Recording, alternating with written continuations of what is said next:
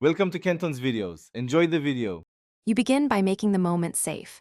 Move the child or the object out of reach and keep everyone calm. Once safe, get to eye level and state a short, firm limit. No hitting. Say it once, no shouting. This teaches the rule. Then offer an immediate alternative. Place your hand on theirs to model a gentle touch or hand them a soft toy. This first sequence shows boundaries, reduces arousal, and gives a clear replacement behavior to practice right away. Once you've stopped the hitting, move into teaching. Name the feeling you see, you look mad, so the child links emotion to words. Then practice a replacement. Role play asking for a toy or using a hand on the shoulder instead of hitting. Repeat 1 to 2 brief practices so it's learnable. Make sure to immediately praise and describe the calm behavior. Great job using gentle hands, so the child connects the new action with positive attention, which reinforces learning faster than punishment alone.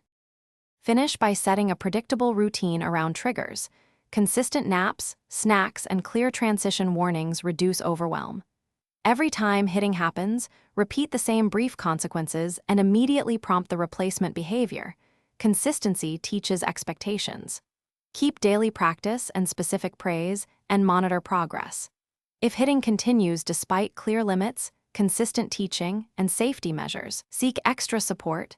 Talk to your pediatrician or a child behavior specialist, because persistent aggressive behavior can signal unmet needs or developmental concerns that need assessment.